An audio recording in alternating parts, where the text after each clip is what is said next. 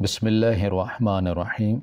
السلام علیکم۔ شادی کی رات میں دلہن بنی اپنے کمرے میں بیٹھی تھی کہ جب ہی میری ساس ایک عورت کے ساتھ میرے کمرے میں داخل ہوئی۔ اس عورت کا حلیہ بڑا عجیب سا تھا۔ اس نے سیاہ رنگ کا دوپٹہ کانوں کے پیچھے سے اوڑھ رکھا تھا اور اس کی آنکھیں بھی بڑی بڑی تھی۔ وہ آنکھیں گھما کر چاروں طرف سے میرے کمرے کا جائزہ لے رہی تھی۔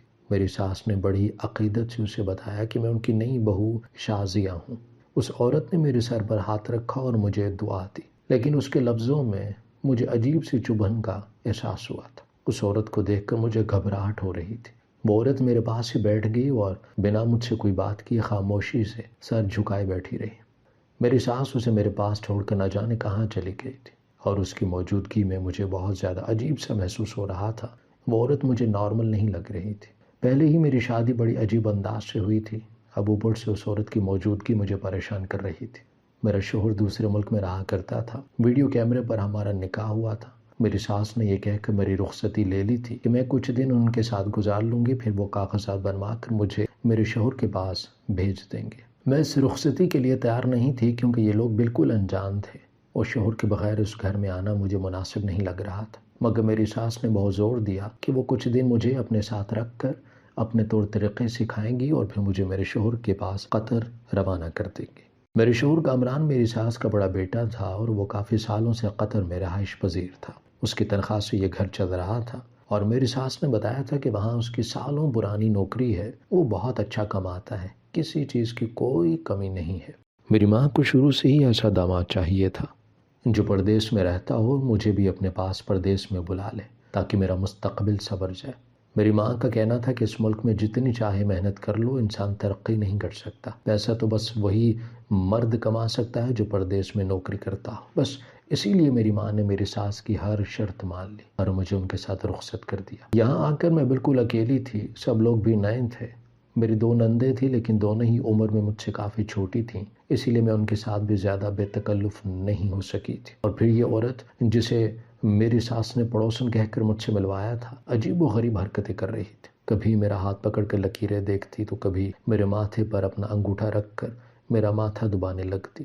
1-2 دفعہ تو میں نے اسے سخت نظروں سے گھور کر بھی دیکھا کیونکہ اس کی حرکتیں کم سے کم میری برداشت سے تو باہر تھیں، لیکن اسے میری نظروں سے بھی کوئی فرق نہیں پڑا تھا، وہ بس اپنا ہی کام کر رہی تھی۔ اللہ اللہ کر کے میری ساس کمرے میں واپس آئی تو وہ عورت جس نے اپنا نام شبو بتایا تھا اٹھ کھڑی ہوئی اور کہنے لگی، تمہاری بہو کے قدم تمہارے لیے مبارک ہو، لیکن بس اس نے اتنا ہی کہا اور پھر میری ساس پر ایک گہری نظر ڈال کر انہیں باہر چلنے کا اشارہ کیا۔ وہ دونوں باہر نکل گئے۔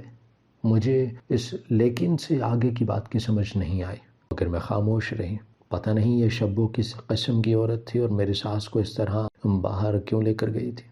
کچھ دیر تو میں شبو کے بارے میں سوچتی رہی، لیکن پھر میرا دھیان اس کی طرف سے پوری طرح سے ہٹ گیا کیونکہ میرے شوہر کا فون آ رہا تھا، اور پھر میں نے جب فون اٹھایا تو وہ دوسری طرف مجھ سے بہت محبت سے مخاطب ہوا اور کہنے لگا کہ شازیہ، میری ماں نے تمہاری تصاویر بھیجی تھیں، تم پہلے ہی نظر میں مجھے پسند آ گئی تھی، جب ہی میں نے نکاح کی بات کی تاکہ جلد سے جلد میں تمہیں اپنے پاس بلوا سکوں۔ میں تمہارے کاغذات بنوا رہا ہوں، 2-3 مہینے لگیں گے اور پھر میں تمہیں اپنے پاس بلوا لوں گا۔ 2-3 مہینوں کا سن کر میری جان نکل گئی کیونکہ یہ ایک لمبا عرصہ تھا جو مجھے خیر لوگوں میں گزارنا تھا، اور جب یہی بات میں نے اپنے شوہر سے کہی کہ میں آپ کے بغیر یہاں 3 مہینے کیسے گزاروں گی، تو وہ کہنے لگے کہ اب یہ لوگ غیر تھوڑی ہیں، تمہارے سسرال والے ہیں، میری ماں تمہاری ماں جیسی ہی تو ہیں، وہ تمہارا بہت خیال رکھے گی۔ میرا دل تو مطمئن نہیں تھا، مگر شوہر کی محبت دیکھ کر میں خاموش ہو گئی اور اس بات پر راضی بھی ہو گئی کہ چلو 2-3 مہینے ہی صحیح، پھر میں اپنے شوہر کے پاس سے قطر چلی جاؤں گی۔ میرے شوہر نے کہا تھا کہ میں مستقل اس کے ساتھ ہی رہوں گی اور جب وہ چھٹیوں پر یہاں آئے گا تبھی مجھے اپنے ساتھ لے کر آئے گا۔ یہ سن کر مجھے خوشی ہوئی تھی کہ وہ خود بھی میرے ساتھ رہنے کی خواہش کا اظہار کر چکا تھا، ورنہ میں نے ایسے بہت سے پردیسی مردوں کو دیکھا تھا جو اپنی بیوی کو اپنے گھر میں چھوڑ کر ایسے جاتے ہیں کہ پھر چھٹیوں میں پلٹ کر کچھ مہینوں کے لیے آتے اور یہاں ان کی بیویاں صرف ملازماؤں جیسی زندگی گزارتی۔ شادی کے وقت مجھے بھی یہی خوف تھا کہ کہیں کامران بھی ایسے ہی نہ نکلے، لیکن ان کی باتیں سن کر مجھے تسلی ہو گئی تھی کہ وہ جلد ہی مجھے اپنے پاس بلوا کر ایک اچھی زندگی دیں گے۔ پہلی رات ایسے ہی کامران کے ساتھ باتوں میں گزر گئی۔ بظاہر وہ میرے ساتھ نہیں تھے، لیکن جس طرح سے ساری رات انہوں نے مجھ سے باتیں کی تھی، مجھے اکیلے پن کا احساس بھی نہیں ہوا تھا۔ جب اگلی صبح میں کمرے سے نکلی تو میری آنکھیں نیند کی کمی کی وجہ سے سرخ ہو رہی تھی۔ میں رات کو بہت کم دیر کے لیے سوئی تھی۔ تھکن کا بھی احساس ہو رہا تھا۔ میں ایسے ہی ڈائننگ ٹیبل پر بیٹھ گئی۔ میری ساس نے چبھتے ہوئے لہجے میں پوچھا کہ بہو کیا رات بھر سوئی نہیں ہو؟ اکیلے کمرے میں کیا کر رہی تھی؟ میری ساس کا رویہ پہلے جیسا محبت بھرا نہیں تھا۔ وہ عجیب سی نظروں سے مجھے دیکھتے ہوئے کہنے لگی، ناشتہ کر لو پھر اپنے گھر چلی جانا، رسم کے مطابق تمہارے گھر والے آئیں گے، لیکن رات کو ہی واپس لوٹ آنا، کیونکہ اب یہی تمہارا گھر ہے، اپنی ماں کے گھر رکنے کی کوئی ضرورت نہیں۔ مجھے ایسا لگا کہ جیسے ان کے لہجے میں بہت اکھڑ پن ہو۔ میں نے بڑے مشکل سے ناشتہ کیا اور پھر میری اماں کے ساتھ میں ان کے گھر چلی گئی۔ اماں نے مجھے یہ کہہ کر روکنا چاہا کہ تیرا شوہر کون سا گھر پر ہے، ایک رات میرے پاس رک جا، لیکن مجھے ساس کی بات یاد آئی، اسی لیے میں اسی رات کو گھر واپس لوٹ آئی۔ میری ساس سو چکی تھی، کچھ دیر میں اپنی نندوں کے ساتھ بیٹھی اور پھر سونے کے لیے اپنے کمرے میں چلی گئی۔ آج بھی کامران کا فون آ گیا تھا، لیکن 2-3 دن سے میری بالکل بھی نیند نہیں تھی، اسی لیے ان سے باتیں کرتے کرتے میں جلد ہی سو گئی۔ مجھے پتہ ہی نہیں چلا کہ کب انہوں نے فون بند کیا۔ ان کی محبت بھری باتوں میں مجھے کچھ ہوش ہی نہیں رہا تھا، لیکن جب تیسری صبح میری آنکھ کھلی تو میرے ہوش اڑ گئے۔ میری ساس کے چیخنے چلانے کی آوازیں آ رہی تھیں اور پھر انہوں نے کمرے میں آ کر میرا ہاتھ پکڑا اور مجھے کھینچتے ہوئے باہر لے گئی اور دروازے کے پاس دھکا دے دیا۔ کہنے لگیں کہ تم جیسے ہی منحوس قدم بہو کو میں اپنے گھر میں برداشت نہیں کر سکتی۔ تم کیا آئی ہمارے گھر میں نحوستی چھا گئی؟ میں تم سے ہر رشتہ ختم کرتی ہوں، واپس اپنی ماں کے گھر دفع ہو جاؤ۔ شبو بھی ان کے ساتھ ہی کھڑی تھی، اسے دیکھ کر میں دنگ رہ گئی تھی۔ اتنی صبح اس کا ہمارے گھر میں کیا کام تھا؟ اور میری ساس سے کہنے لگی کہ میں نے تو پہلی رات ہی تمہیں کہہ دیا تھا کہ یہ منحوس ہے، اب پھر بتا رہی ہوں اسے اپنے گھر میں نہ رکھنا، ورنہ یہ تمہاری بربادی کا سبب بن جائے گی۔ یہ سن کر میرے ہوش ٹھکانے آ گئے۔ میں نے پریشانی سے پوچھا کہ آخر کیا معاملہ ہے، مجھ پر ایسا الزام کیوں لگایا جا رہا ہے؟ لیکن ان کا تو بس یہی کہنا تھا کہ تم منحوس ہو اور اس گھر میں تمہیں ایک دن بھی برداشت نہیں کریں گے۔ یہ میری شادی کا تیسرا دن تھا اور اس تیسرے ہی دن میری شادی بربادی کے دہانے پر پہنچ گئی۔ میں نے اپنی ساس سے کہا کہ آخر کیا ہوا ہے یہ تو بتائیں، لیکن پھر بھی انہوں نے کچھ نہ کہا اور مجھے دھکے دے کے گھر سے نکال دیا گیا۔ ان کے شور شرابے سے گھر کے باہر رش لگنا شروع ہو گیا تھا، پاس پڑوسی بھی جمع ہو گئے تھے، اور پھر دبی دبی سرگوشیوں میں یہ بات میرے کانوں میں پڑی کہ شبو نے انہیں بتایا ہے کہ میں منحوس ہوں اور جو شبو کہتی ہے وہ کبھی غلط نہیں ہوتا۔ میرے ذہن میں خود بخود شبو کا سراپا گھوم گیا، جو شادی کی پہلی رات میرے کمرے میں آئی تھی، اور اسی وقت مجھے گھبراہٹ کا احساس ہوا تھا۔ شاید میری چھٹی حص مجھے پہلے ہی بتا رہی تھی کہ کچھ برا ہونے والا ہے، اور آخر وہ ہو ہی گیا تھا۔ مگر اس نے میری ساس سے ایسی بات کیوں کی تھی، اور وہ کون سی بات تھی جس کی بات پر میری ساس نے اس طرح آنکھیں بند کر اعتبار کر لیا تھا؟ یا شاید کچھ ایسا ہو گیا تھا کہ جس کی وجہ سے وہ مجھے منحوس قرار دے رہی تھی۔ ہر بات بس اگر یا مگر پر ہی ٹکی ہوئی تھی، کیونکہ پوری بات مجھے ابھی تک نہیں پتہ چل سکی۔ میں نے بند دروازے کو بہت دیر تک بجایا، لیکن میری ساس نے تو جیسے اپنے کانوں میں سیسا پگھلا کر ڈال لیا تھا۔ میرے لاکھ دروازہ پیٹنے پر بھی انہوں نے دروازہ نہ کھولا، اور محلے والی میری ذات کے حوالے سے طرح طرح کی باتیں بنانے لگے۔ کوئی واقع نہیں مجھے منحوس قدم کہہ رہا تھا، تو کوئی یہ جاننا چاہتا تھا کہ ایسا کیا ہوا ہے جو 3 دن کی دلہن کو ساس نے اس طرح گھر سے نکال دیا۔ تو کسی کا کہنا تھا کہ شبو جو کہتی ہے وہی سچ ہوتا ہے۔ آخر شبو نے آج تک کبھی کوئی غلط بات کہی یا کیا؟ طرح طرح کی آوازیں میرے کانوں میں پڑ رہی تھی، اور میں دروازے کے پاس ہی روتی ہوئی بیٹھ گئی، اور پھر پیچھے سے میں نے کسی کی آواز سنی۔ کوئی عورت کہہ رہی تھی کہ شبو نے رحیم کی بیوی کے بارے میں بھی جو کہا تھا وہ سچ ثابت ہوا تھا۔ رحیم کی بیوی نے واقعاً کسی اور سے چکر چلا رکھا تھا، اور شبو نے تو یہ بات اس کی شادی کی پہلی رات ہی بتا دی تھی۔ ہمیں تو لگتا تھا کہ اب کامران کی بیوی کے بارے میں بھی اس نے جو کچھ کہا ہے وہی حقیقت ہے۔ میں ایک پڑھی لکھی عورت تھی اور ایسی باتوں پر اعتبار نہیں کر سکتی تھی۔ بھلا ایک عورت کیسے کسی دوسرے کے بارے میں ایسی پیش گوئی کر سکتی ہے؟ مجھے شبو سے نفرت کا احساس ہو رہا تھا کہ جس کی وجہ سے یہ سارا ہنگامہ کھڑا ہو گیا تھا۔ مجھے دروازے پر بیٹھے بیٹھے گھنٹہ گزر گیا، لیکن میری ساس نے دروازہ نہ کھولا۔ اب تو محلے والے بھی چھٹنا شروع ہو گئے تھے، کیونکہ ان کی نظر میں تماشا ختم ہو چکا تھا، اور جب میں اسی طرح بیٹھی بیٹھی تھک گئی تو پھر روتی پیٹتی اپنے گھر واپس چلی آئی۔ میری بیوہ ماں نے جب مجھے اس طرح لٹا پٹا گھر لوٹتے ہوئے دیکھا تو وہ چکرا کر بے ہوش ہو گئی۔ مجھ پر نہیں قیامت ٹوٹ پڑی، کیونکہ میری ماں کے سوا میرا تو کوئی بھی نہیں تھا۔ میں نے بڑی مشکل سے انہیں ہوش دلایا، وہ بھی یہی جاننے کی کوشش کرنے لگیں کہ آخر میری ساس نے مجھے اس طرح کیوں نکالا ہے۔ میری ماں کو یقین نہیں آ رہا تھا کہ پڑوس کی کسی عورت کے کہنے پر میری ساس ایسے مجھے گھر سے نکال سکتی تھی۔ مجھے تو خود اب تک یقین نہیں آیا تھا کہ میں اپنی ماں کو کیا بتاتی۔ میری ماں نے میری ساس کو فون کیا تو وہ کہنے لگی کہ جلد ہی تمہاری بیٹی کو طلاق کے کاغذات مل جائیں گے، تمہاری بیٹی سے ہمارا کوئی واسطہ نہیں ہے، تم اپنی بیٹی کو اپنے گھر بٹھا کر رکھو۔ میری ماں نے چیخ کر کہا کہ میری بیٹی کی غلطی تو بتاؤ، ایسے کیسے تم ایک یتیم بچی کی زندگی اجاڑ سکتی ہو؟ میری ساس دوسری طرف سے جل کر کہنے لگی کہ تمہاری بیٹی نے ہمارا گھر اجاڑ دیا اور تم اپنی بیٹی کی زندگی کی بات کرتی ہو۔ میری ساس نے فون پٹخ کر بند کر دیا تھا۔ میری ماں کے سر پر آسمان گر پڑا تھا، وہ ماتھا پیٹ کر رونے لگی، لیکن اب اس بات کا کوئی فائدہ نہیں تھا کیونکہ میری ساس کا فیصلہ حرف آخر تھا۔ میرے شوہر کے ساتھ کوئی مضبوط تعلق نہیں تھا۔ ویڈیو کیمرے پر ہونے والا نکاح اور اس کے بعد فون پر ہونے والی 2 باتوں کے علاوہ میں اپنے شوہر کو بالکل بھی نہیں جانتی تھی۔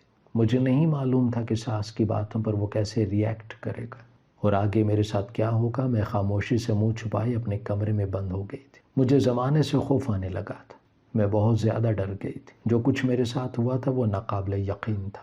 جس محلے میں ہم لوگ رہا کرتے تھے وہاں بھی لوگوں نے آ کر طرح طرح کے سوالات کیے تھے۔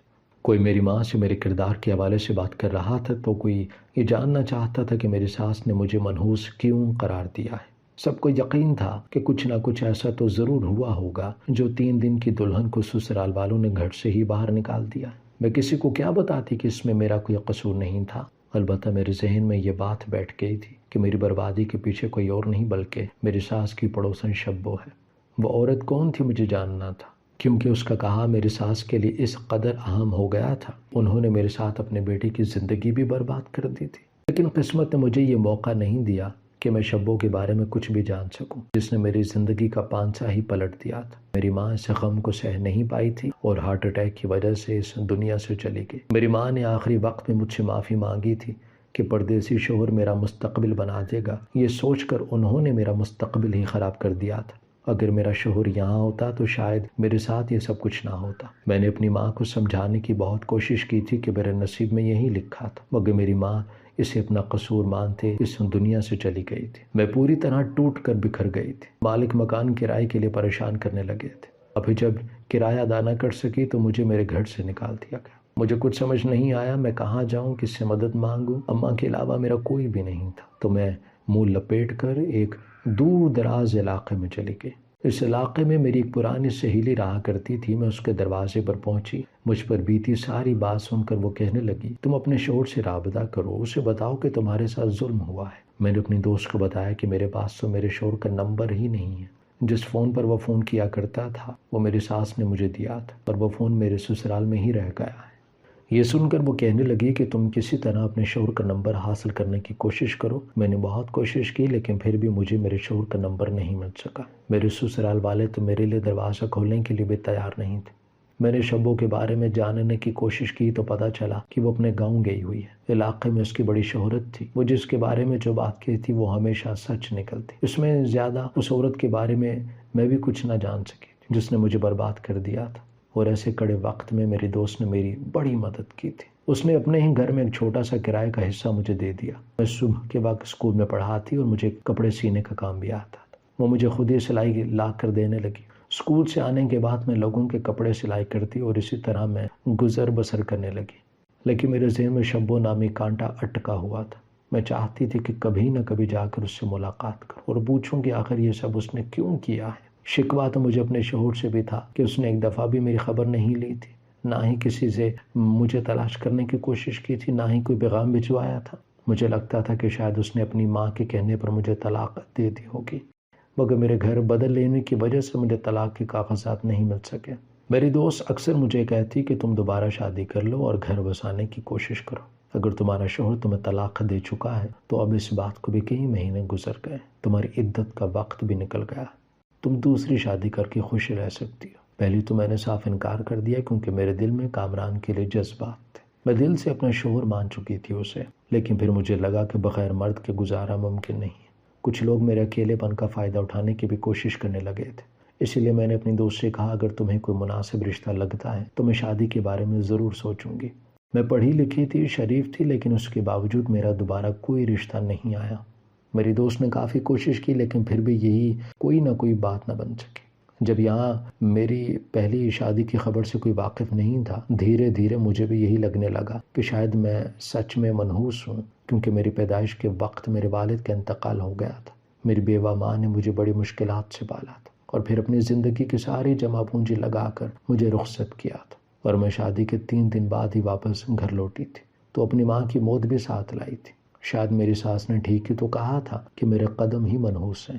شبو نے جو بات کہی تھی وہ واقعی سچ تھی۔ میں عجیب کشمکش کا شکار ہو گئی تھی، بس خاموشی سے اپنی زندگی کا گزارا کر رہی تھی کہ جبھی ایک دن گھر کا دروازہ بجا اور میں نے دروازہ کھول کر دیکھا تو میرے سامنے بہت سے لوگ کھڑے تھے۔ وہ سب اسی محلے سے تعلق رکھتے تھے اور بہت شریف لوگ تھے، مگر اتنے لوگوں کو ایک ساتھ دروازے پر دیکھ کر میں گھبرا گئی، کیونکہ جو کچھ آج تک ہوا تھا وہ اس قدر بھیانک تھا کہ اب کچھ اچھے کے ہونے کی امید ہی نہیں رہی تھی۔ مجھے لگ رہا تھا کہ مجھے اس محلے سے بھی نکال دیا جائے گا، شاید یہاں بھی میری منحوسیت کی خبر پھیل چکی تھی، اور اسی لیے میں نے خوفزدہ ہو کر دوبارہ دروازہ بند کرنا چاہا، لیکن ایک عورت نے مجھے روک دیا اور کہنے لگی کہ ہم سب تمہیں دلہن بنانے کے لیے آئے ہیں۔ یہ سن کر میں ایک دم ہکا بکا رہ گئی۔ یہ کون لوگ ہیں جو مجھے دلہن بنانے کی بات کر رہے ہیں؟ میں نے ہکلاتے ہوئے اس عورت سے کہا کہ میں پہلے سے شادی شدہ ہوں۔ یہ سن کر وہ مسکرائی اور کہنے لگی، پرانی بات، ہر بات کو بھول جاؤ، بس اب تمہیں دوبارہ دلہن بننا ہے، نئے سرے سے اپنی زندگی کو شروع کرو۔ میں نہ سمجھی سے اس عورت کی طرف دیکھ رہی تھی کہ وہ اندر داخل ہوگی۔ اس کے ہاتھ میں سرخ رنگ کا جوڑا تھا اور کچھ اور بھی سامان تھا۔ اسے میرے سامنے رکھا اور کہنے لگی، تیار ہو جاؤ، ہماری قسمت بدلنے والی ہے، کچھ ہی دیر میں تمہارا دلہا تمہیں لینے کے لیے آ جائے گا۔ میں نے اس سے کہا کہ آخر آپ ایسی بات کیوں کر رہی ہیں، یہ سب کس نے بھجوایا ہے؟ تو وہ کہنے لگی، ہمارے محلے کا ایک رواج ہے کہ یہاں ہم کسی کو بھی اکیلا نہیں چھوڑتے، تم تنہا ہو اسی لیے ہم نے تمہاری شادی کا بندوبست کر لیا ہے۔ یہ کہہ کر اس نے مجھے ایک ایسی بات بتائی کہ میرے ہوش اڑ گئے۔ میں نے کہا کہ یہ ممکن نہیں ہے، مگر وہ عورت کہنے لگی کہ یہی سچ ہے اور تمہیں ہماری بات ماننا ہوگی۔ کچھ ہی دیر میں میری سہیلی چلی آئی اور اس نے آتے ہی مجھے گلے لگا لیا، کہنے لگی، شازیہ اب خوشیوں پر تمہارا حق ہے، تم یہ سرخ جوڑا پہن کر تیار ہو جاؤ۔ اس کے زبردستی کرنے پر میں نے دوبارہ وہ دلہنوں جیسا جوڑا پہنا اور تیار ہو کر بیٹھ گئی۔ کچھ ہی دیر بعد کمرے کا دروازہ کھلا اور میرا شوہر کامران اندر داخل ہوا۔ اسے دیکھ کر میں زار و قطار ہونے لگی۔ وہ میرا قدموں میں بیٹھ گیا اور ہاتھ جوڑ کر مجھ سے معافی مانگنے لگا۔ اس کے اس طرح معافی مانگنے پر میں ہکا بکا اسے دیکھنے لگی، تو اس نے مجھے بتایا کہ اس کی ماں نے میرے ساتھ ایسا سلوک کیوں کیا تھا۔ سب کچھ بتانے کے بعد اس نے میرا ہاتھ پکڑا اور کہنے لگا کہ واپس گھر چلو، سارے گھر والے تمہارا انتظار کر رہے ہیں اور اماں بھی تمہارے لیے تڑپ رہی ہیں، انہیں اپنی غلطی کا احساس ہو گیا ہے۔ میرے پاس انکار کی گنجائش نہیں تھی، کیونکہ کامران خود چل کر میرے پاس آیا تھا اور اس نے اپنی ماں کے گناہوں کا اعتراف بھی کیا تھا۔ اسی لیے میں اس کے ساتھ دوبارہ اپنے سسرال پہنچ گئی۔ میری ساس نے مجھے دیکھتے ہی سینے سے لگایا اور پھر معافی مانگنے لگی۔ میں نے دل سے انہیں معاف بھی کر دیا۔ جو کچھ انہوں نے کیا تھا اس کی وجہ سے میری ماں اس دنیا سے چلی گئی تھی، لیکن اب شکوے شکایتوں کا وقت نہیں تھا۔ جو مقدر میں لکھا تھا وہ ہو چکا تھا، اور جو قصوروار تھے انہیں سزا بھی مل گئی تھی۔ جب قدرت نے انصاف کر دیا تو پھر میں کیوں پرانی باتوں کو لے کر جھگڑے فساد شروع کرتی؟ ویسے بھی میں مزید تنہا زندگی نہیں گزار سکتی تھی، اسی لیے میں نے کامران کے ساتھ نئی زندگی شروع کر دی، اور کامران نے مجھے بہت خوشیاں دیں، اور کچھ ہی عرصے بعد وہ مجھے اپنے ساتھ قطر بھی لے آئے۔ اب اس بات کو 2 سال ہونے والے ہیں، لیکن اب بھی مجھے پرانی باتیں یاد آتی ہیں تو میرا دل تڑپ اٹھتا ہے۔ اس شبو کی وجہ سے میری زندگی میں اس قدر طوفان آیا تھا کہ سب کچھ اجڑ کر رہ گیا تھا۔ میری ماں بھی اس دنیا سے چلی گئی تھی، لیکن شبو کو بھی اپنے گناہوں کی سزا مل گئی تھی۔ دراصل شبو ایک بہت چالاک عورت تھی اور اسے دوسروں کے دماغ سے کھیلنا آتا تھا۔ وہ لوگوں کی نفسیات کو سمجھ کر اس طرح ان پر وار کرتی اور اپنے مقاصد پورے کیا کرتی۔ اسے معلوم تھا کہ میری ساس تھوڑی شکی فطرت کی عورت ہے اور وہ ہونے والے واقعات کو انسانوں سے جوڑتی ہے، اسی لیے میری ساس کو مجھ سے بدگمان کرنے کے لیے شبو نے مجھے منحوس قرار دے دیا۔ ایسا اس نے محلے کی ایک لڑکی کے کہنے پر کیا تھا جو کامران کو پسند کرتی تھی، اور اس بات کے لیے لڑکی نے شبو کو پیسے دیے تھے۔ اتفاقاً 1-2 دفعہ شبو کی کہی بات سچ ہو گئی تھی، اور تب سے محلے والے شبو کو بڑی عزت دیا کرتے۔ سب سمجھا کرتے تھے کہ شبو کوئی پہنچی ہوئی عورت ہے جسے سب کچھ پتہ چل جاتا ہے، وہ اسی بات کا فائدہ اٹھاتی اور دوسروں کی کمزوریوں سے کھیل کر پیسہ بناتی۔ جب محلے کی اس لڑکی نے شبو کو پیسے دے کر یہ کہا کہ کسی طرح وہ مجھے میرے سسرال سے نکلوا دے، تو شبو نے شادی کی پہلی رات میری ساس کے کان میں یہ بات ڈال دی کہ میں منحوس ہوں۔ اور پھر 3 دن بعد اتفاق سے پولیس میرے دیور کو پکڑ کر لے گئی۔ میرے دیور کو چوری کے الزام میں گرفتار کیا گیا، اور میری ساس کو لگا کہ یہ سب کچھ میرے قدموں کی وجہ سے ہوا ہے، ورنہ ان کی تربیت میں تو کوئی کمی نہیں۔ جبکہ سچ تو یہ تھا کہ ان کا چھوٹا بیٹا غلط صحبت میں پڑھ کر چوری چکاری کا عادی ہو گیا تھا۔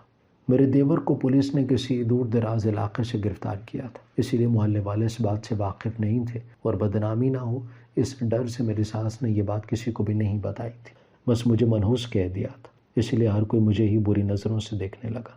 میرے دیور کے اوپر مقدمہ چلا، پیشیاں ہوئیں اور پھر پتہ چلا کہ میرا دیور اس سے پہلے بھی بہت دفعہ چوری کر چکا ہے، اس کے خلاف پہلے بھی پرچہ کٹا تھا، لیکن میری ساس اس بات سے واقف نہیں تھی۔ میرے دیور کو 2 سال کی سزا سناتی گئی اور وہ جیل میں چلا گیا۔ میرے شوہر کامران کو میری ساس نے یہی بتایا کہ میں اپنی مرضی سے گھر چھوڑ کر چلی گئی، اسی لیے وہ بیچارے خود بھی دکھ کا شکار ہو گئے اور مجھ سے رابطہ کرنے کی کوشش کرنے کے باوجود بھی رابطہ نہ کر سکے، کیونکہ اماں کے مرتے ہی میں نے بھی گھر بدل لیا تھا۔ پھر وہ بھی اپنے بھائی کے کیس میں الجھے ہوئے تھے۔ معاملات اسی طرح چل رہے تھے کہ شبو کا سچ کھل کر سامنے آ گیا۔ دراصل کچھ یوں ہوا کہ جس لڑکی نے شبو کو مجھے گھر سے نکالنے کے لیے پیسے دیے تھے، اس نے ساتھ میں شبو کو اپنا کامران کا رشتہ کروانے کے لیے بھی کہا تھا، لیکن کامران نے دوسری شادی کے لیے صاف انکار کر دیا۔ وہ لڑکی شبو سے اپنے پیسوں کی واپسی کا تقاضا کرنے لگی تھی اور ان دونوں کے درمیان جھگڑا اتنا بڑھ گیا تھا کہ یہ بات کھل کر سب کے سامنے آ گئی تھی کہ شبو نے جو کچھ بھی کیا وہ پیسے کی لالچ میں کیا۔ ہر کوئی شبو پہ تھو تھو کر رہا تھا اور اسے اس کے محلے سے بھی نکال دیا گیا۔ وہ واپس اپنے گاؤں چلی گئی، اسی لیے جب میں نے شبو کا پتہ کروایا تو وہ مجھے نہ مل سکی، کیونکہ تب تک وہ جا چکی تھی۔ میری ساس کو جب اپنی غلطی کی پوری طرح احساس ہوا تو انہوں نے کامران کو ساری بات بتا دی۔ وہ چھٹیاں لے کر واپس آئے اور میری تلاش شروع کر دی۔ جب انہیں میرا پتہ ملا تو ان میں اتنی ہمت نہیں تھی کہ وہ ڈائریکٹ میرے پاس آتے۔ وہ مجھے اسی عزت کے ساتھ واپس اپنے گھر لے جانا چاہتی تھی، اسی لیے انہوں نے محلے کے کچھ معزز لوگوں کو ساری بات بتائی اور کہا کہ مجھے دلہن بنا کر وہ اپنے ساتھ لے جانا چاہتے ہیں۔ محلے والوں نے بھی ان کا ساتھ دیا اور میری خوشی میں شریک ہونے کے لیے چلے آئے، کیونکہ میں کافی عرصے سے یہاں رہ رہی تھی، اسی لیے سب لوگ جان گئے تھے کہ میں ایک با کردار عورت تھی۔ میں نے اپنے دل میں جگہ پیدا کر کے اپنے شوہر اور اپنی ساس کو معاف کر دیا تھا اور دوبارہ اپنے شوہر کے ساتھ ایک اچھی زندگی گزارنا شروع کر دی۔ میں اور میرا شوہر قطر میں ایک ساتھ خوش ہیں، لیکن ماضی کبھی مجھے زخم لگاتا ہے، کیونکہ میں نے سارے قصے میں اپنی ماں کو کھو دیا تھا، اور جب بھی کبھی مجھے شبو کی شکل یاد آتی ہے تو میں سوچتی ہوں کہ کچھ لوگ چند پیسوں کے لیے کیسے دوسروں کا گھر اجاڑ دیتے ہیں۔ کبھی کبھی ہم غلط لوگوں پر بھروسہ کرتے ہیں۔ 1-2 دفعہ اگر کسی کی بات سچ ثابت ہو جائے تو اسے کرامتی یا نیک مانگنے لگ جاتے ہیں، جبکہ ہر دفعہ ایسا ہونا ضروری تو نہیں ہوتا۔ کبھی کبھی کسی انسان کے تکے صحیح ثابت ہو جاتے ہیں، لیکن اس کا یہ مطلب تو نہیں ہوتا کہ اس کی ہر بات صحیح ہو۔ اپنے آس پاس موجود ایسے لوگوں سے ہوشیار رہیں جو خود کو معتبر مانتے ہیں، لیکن در حقیقت وہ معتبر ہوتے نہیں، بلکہ ہماری کمزوریوں کا فائدہ اٹھا کر ہمیں نقصان پہنچا رہے ہوتے۔ میری آج کی کہانی بیان کرنے کا یہی مقصد ہے کہ آپ لوگ بھی اپنے آس پاس ہونے والے واقعات پر نظر رکھیں اور ایسے لوگوں سے ہوشیار رہیں۔ ہماری ویڈیو اگر آپ کو پسند آئی ہے تو ضرور لائک کیجیے، اپنی رائے دینا چاہیں تو کمنٹس کیجیے، اچھی لگے تو شیئر کیجیے۔ اس کے ساتھ ساتھ اگر آپ نے ہمارا چینل سبسکرائب نہیں کیا تو ضرور کیجیے اور بیل آئیکن پر لازمی کلک کیجیے تاکہ ہماری ہر آنے والی ویڈیو آپ تک بر وقت پہنچ سکے۔